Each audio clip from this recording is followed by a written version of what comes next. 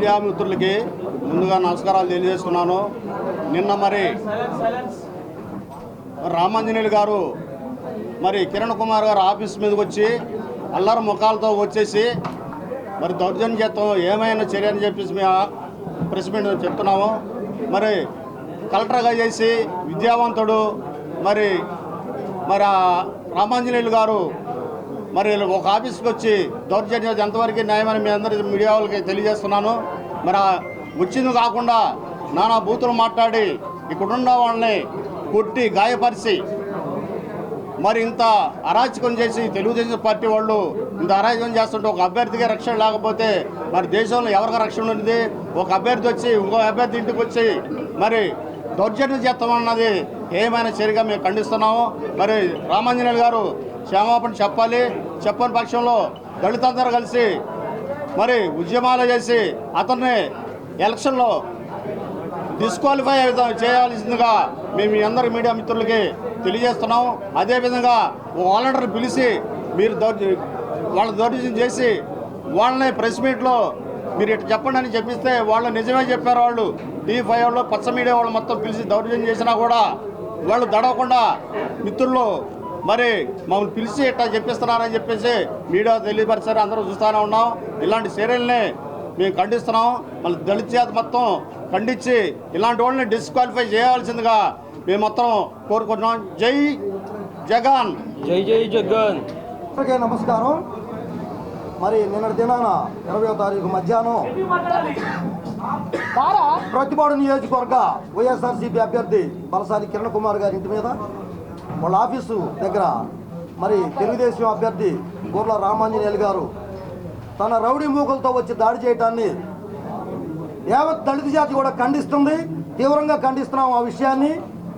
మరి ఆఫీసులో వాళ్ళ పని వాడు చేసుకున్న టైంలో ఎవరో రౌడీ మూకలను తీసుకొని వచ్చి ఇలా దాడి చేయడాన్ని ఎవరు కూడా హర్షించరు.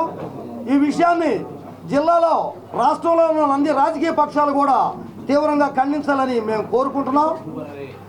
మరి ఇలాంటి చర్యలు మనకి రాజ్యాంగం ఎంతో గర్వంగా ఇచ్చిన ఓటు హక్కును కూడా వినియోగించుకోవడానికి మరి రామాంజనేయులు గారు కలెక్టర్గా ఉద్యోగం చేశారు. ఆయన 30 సంవత్సరాల సర్వీస్ ఎలా చేశారంటే తన టేబుల్ మీద తెల్ల కాగితం పడితే బెల్లు కొట్టి అటెండర్ చేత తీసుకొని పైన పెట్టించుకునే ఉద్యోగం చేశాడు. అలాంటి ఆయన రేపు మనకి వచ్చి ఎలాంటి ప్రజాసేవ చేయడు. కాబట్టి మరి బలసాని కిరణ్ కుమార్ అనే మన అభ్యర్థి మన సామాన్యమైన కుటుంబంలో పుట్టి మనందరి కష్ట నష్టాలు తెలుసుకొని మన కష్టాన్ని తన కష్టంగా భావిస్తాడు. కానీ మరి ఆ అభ్యర్థి అయితే తను రుచించే 30 సంవత్సరాల సర్వీస్ కూడా తను తాగే నీళ్లు కూడా పక్కోడి చేత మోపించుకున్న వృత్తిలో ఉన్నాడు. కాబట్టి ఆయన ఎలాంటి ప్రజాసేవ చేయలేడు. కాబట్టి ఈ విషయాన్ని దళితులందరూ కూడా గమనించుకొని అందరూ కూడా రాజకీయ పక్షాల్లో అటు కొంతమంది ఇటు కొంతమంది ఉంటారు.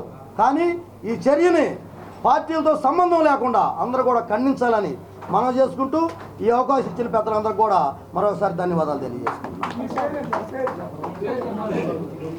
సార్ నాది వాడపల్లి ఫ్రాన్సిస్, ప్రతిపాడు. ఈ సమావేశానికి ఇచ్చేసిన మీడియా మిత్రులందరికీ ముందుగా ధన్యవాదాలు.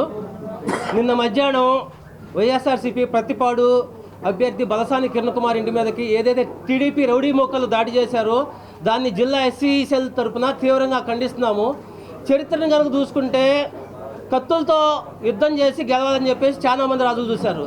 తర్వాత ఏకైక వ్యక్తి కలం పట్టుకొని యుద్ధం చేసేసి రాజ్యాంగాన్ని సృష్టించి దళితులకి నిజమైన ఎస్సీ ఎస్టీ బడుగు బలహీన వర్గాల మొత్తానికి కూడా ఒక నిజమైన స్వతంత్రం రావాలని చెప్పేసేసి పాకులాడిన వ్యక్తి.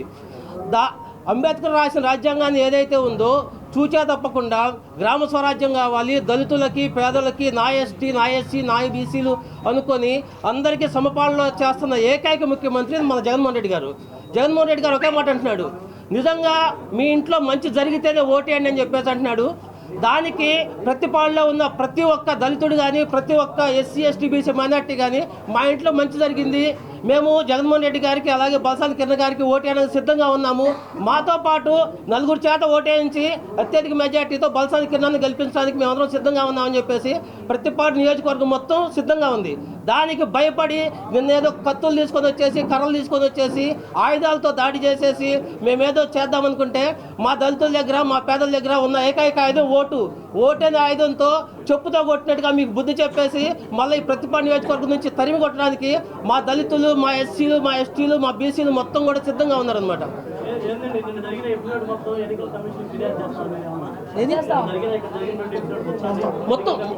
మొత్తం ఫుటేజ్ ఉంది మా దగ్గర ఉన్న ఎవిడెన్స్ బేస్ చేసుకొని మేము మొత్తం చెప్పేసేస్తాం.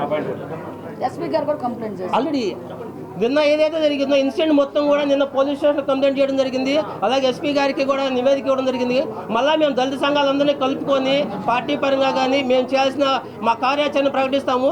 ఇదే చెప్తున్నాం, రామాంజనేయులు గుర్తుపెట్టుకో, 24 గంటల లోపల నువ్వు వచ్చేసి క్షమాపణ చెప్పేసి మా దళిత జాతి మొత్తానికి కూడా మేము తప్పు చేశాము, మేము మమ్మల్ని మన్నించండి అని చెప్పేసి అంటేనే వదిలిపెడతాము. లేకపోతే మిమ్మల్ని ఎక్కడ తీసుకెళ్ళి అక్కడ తీసుకెళ్ళేసి శంకరగిరి మాన్యాలు పట్టిస్తామని చెప్పేసి ఖబర్దార్ చెప్తున్నారు. రామాంజనేయులు గుర్తుపెట్టుకో.